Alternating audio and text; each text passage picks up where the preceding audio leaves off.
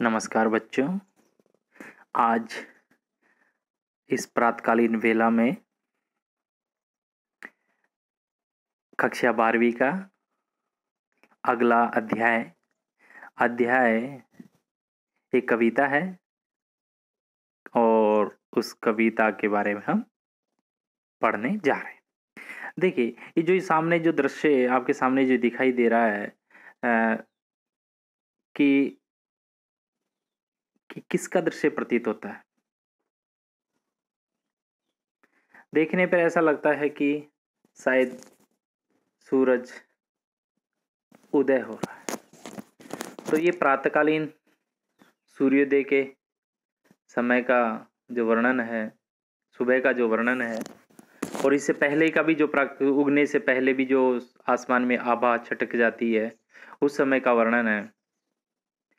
तो यहाँ पर इस समय को कहते हैं उषा। तो आज की जो कविता है उषा है। तो यहाँ कवि ने बतलाया है कि सूर्योदय के पूर्व पल पल होते परिवर्तनों को यहाँ लेखनीबद्ध किया है।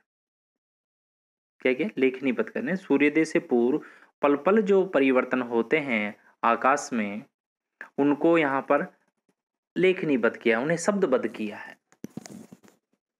ठीक, अब आप आगे देखते हैं कि इनके कवि कौन है। कवि तो आज की कविता है उषा। ठीक है, उषा में क्या बतलाया गया है? उषा का कविता में सूर्योदय से पूर्व, सूर्योदय से पहले, सूरज निकलने से पहले आसमान में किस प्रकार की आभा छटक जाती है, किस तरह का परिवर्तन होता है, को दिखलाने की ये चित्रांकन शैली में बताने की कोशिश की गई है, बिंबों के माध्यम से बताया गया है। ठीक है, तो मतलब यहाँ पर प्रातःकालीन वातावरण का सूक्ष्म चित्रण किया है। तो देखिए आगे,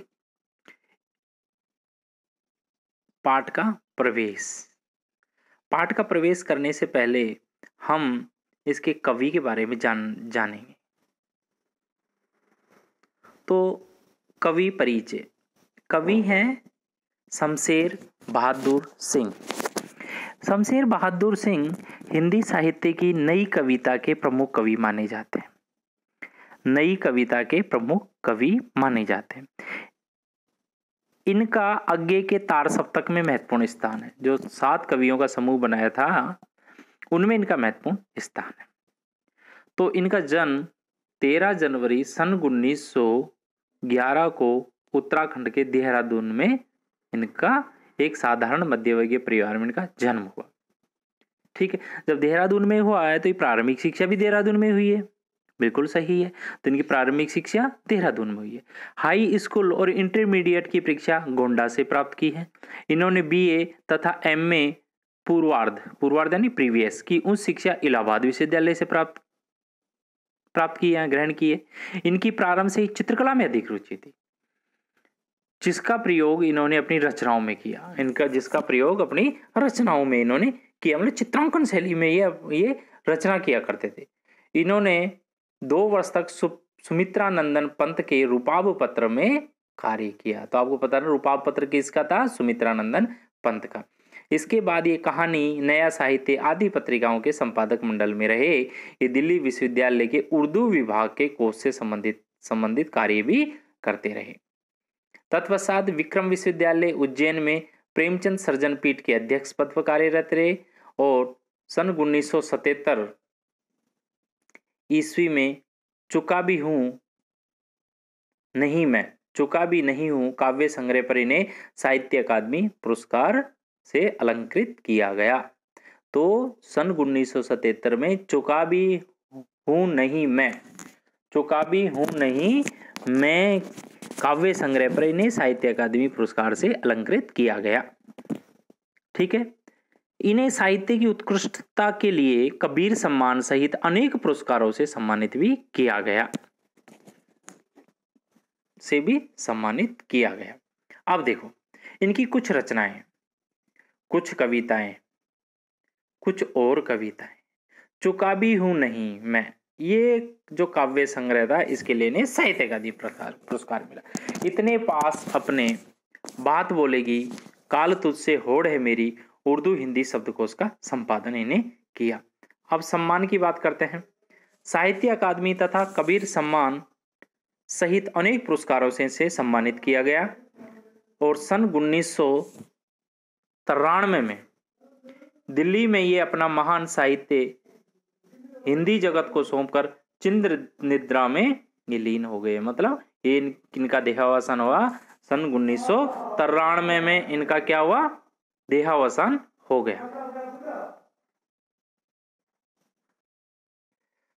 तो ये था इनका जीवन परिचय, कवि का जीवन परिचय कि कवि का जन्म कहाँ हुआ, अध्ययन कहाँ किया, किस कार्य क्षेत्र से जुड़े, किन किन रचनाओं के लिए इन्हें सम्मानित किया गया, कौन कौन सी रचनाएं इन्होंने लिखी।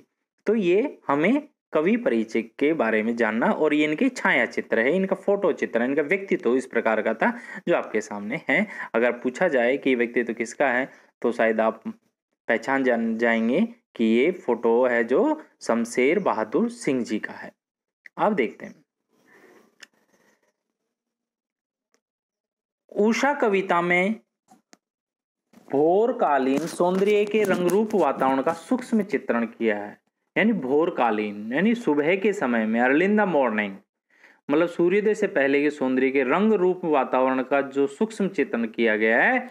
भोर से भी पहले आकाश का रंग ऐसा गहरा नीला होता है माना कोई शंख हो। मतलब कहते हैं आकाश का रंग नीला है, और भोर के समय में जब आकाश में सूर्य की किरणें आती हैं तो ऐसा लगता है जैसे कोई शंख हो। शंख सफेद होता है, परंतु जब सूर्य का प्रकाश आता है तो सफेदी भी आ जाती है, श्वेत प्रकाश उज्ज्वलता आ जाती है। नीला आकाश पे ऐसा लगता है को नीला होता है मानो कोई शंख हो। थोड़ी देर बाद उसमें नमी इस तरह साकार हो जाती है, थोड़ी देर बाद उसमें नमी इस तरह साकार हो जाती है, वह राख से लिपे चौके सा प्रतीत होता है। वह राख से लिपे चौके सा प्रतीत होता है। कुछ देर बाद सूरज की लाली उसमें ऐसे मिल जाती है कि वातावरण लाल केसर से धुली काली सिल जैसा जान पड़ता है। मतलब किसी सिलपट्टे पर अगर कुछ पीसते हैं तो उस समय ऐसा प्रतीत होता है जैसे किसी सिल पर लाल केसर पीसी हो और उसे धो दिया गया हो। मतलब जब सूरज की आभा होती है सुबह के समय में लालिमा से युक्त होती है, तो इसकी क्या कुछ बिंबों का प्रयोग किया है, शिल्प के स्तर पर बिंबों का प्रयोग किया है।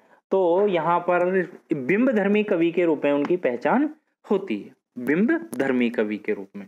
तो मतलब ऐसे परिवर्तन होता है कि सुबह तो क्या लगता है सूरज भोर के पहले आकाश रंग कैसा गहरा नीला होता है, जैसे क्या लगता है मानो कोई शंख हो। ठीक है, गहरा नीला लगता है जैसे शंख के समान हो।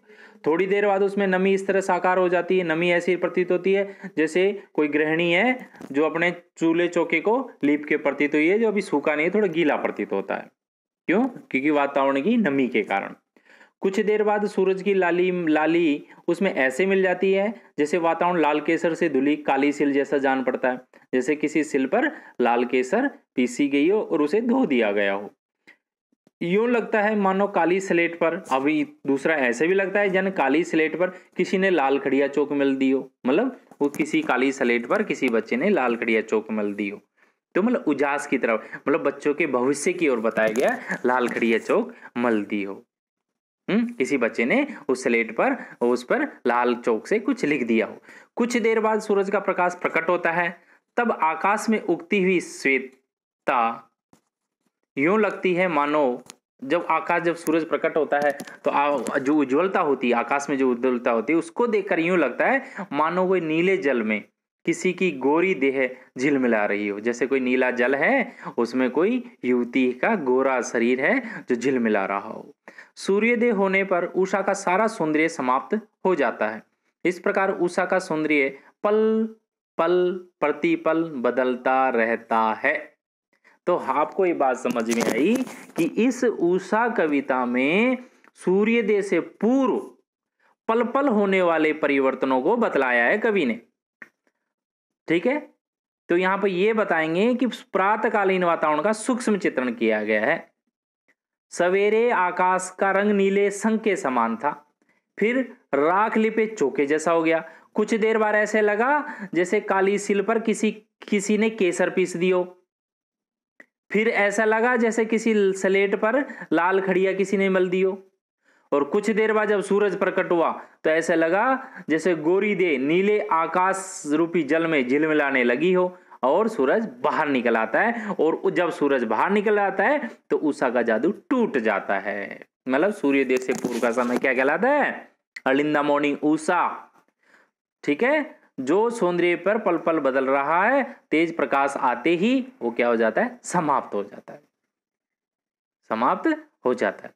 तो विचारों के स्तर पर प्रगतिशील कवि है। विचारों के स्तर पर कैसे कवि हैं शमशेर बहादुर सिंह? प्रगतिशील। शिल्प के स्तर पर कैसे हैं? प्रयोगधर्मी। कैसे हैं? प्रयोगधर्मी।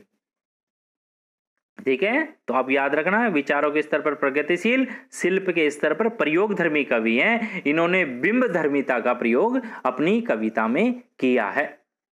कैसे? कि कवि ने सूर्योदय के ठीक पहले के पल पल परिवर्तित प्रकृति का शब्द चित्र प्रस्तुत किया है। सूर्योदय के ठीक पहले पल पल परिवर्तित प्रकृति का शब्द चित्र प्रस्तुत किया है। यह एक ऐसे दिन की शुरुआत है जहां रंग है, गति है और भविष्य की उजास है। भविष्य की उजास कैसे? जब किसी स्लेट पर लाल खड़िया चौक मल दिए तो किसी बच्चे ने क्या कर दिया? उस पर कुछ लिख दिया है, अंधेरे से प्रकाश की ओर। तो भविष्य की उजास को बतलाया गया यहाँ पर। अंधेरे से प्रकाश की ओर है, भविष्य की उजास को बताइए। उजाला किसका है? भविष्य का। ठीक है, यहाँ रंग है यहाँ पर, रंग बिरंगी छटा है। फिर गति है, बदलता रहता है। फिर भविष्य की उजास है और हर कालीमा को चीरकर आने का एहसास कराती है उषा। हर कालीमा को मतलब जो बुरे दिन है, जो कठिनाई है, उनको बदलते हुए का एहसास कराती है ये उषा है। जो मतलब हर कालीमा को चीरकर आने का एहसास कराती है ये उषा कविता। इतनी बात शायद आपको समझ में आ गई होगी। इतना मुझे विश्वास है कि उषा कविता में भोर सूर्योदय से पूर्व के प्रकृति में होने वाले परिवर्तन का सूक्ष्म चित्रण किया गया। एक बार भी भोर से भी पहले आकाश का रंग कैसा था? नीला। तो ऐसा लगता है मानो कोई शंको। थोड़ी देर बाद उसमें नमी ऐसे प्रतीत तो साकार होती है जैसे राख से लिपे चौके सा प्रतीत होती है। कुछ देर बाद सूरज की लालिमा उसमें ऐसे मिल जाती है मानो वातावरण में से केसर से धुली काली सिल जैसा जान पड़ता है। या यूं लगता है कि काली स्लेट पर किसी ने लाल खड़िया चौक मल दी हो। और कुछ देर बाद सूरज प्रकाश प्रकट होता है और तब ऐसा प्रतीत होता है आकाश में उगती हुई जो उज्ज्वलता है, श्वेतता है, लगती मानो नीले जल में किसी की गोरी दे झिलमिला रही हो, है किसी सुंदर युवती के दृश्य को दिखलाया जा रहा हो। और सूर्योदय होने पर उषा का सारा सौंदर्य समाप्त हो जाता है। इस प्रकार उषा का सौंदर्य पल पल परिवर्तित बदलता रहता है। वेरी गुड, आगे देखो।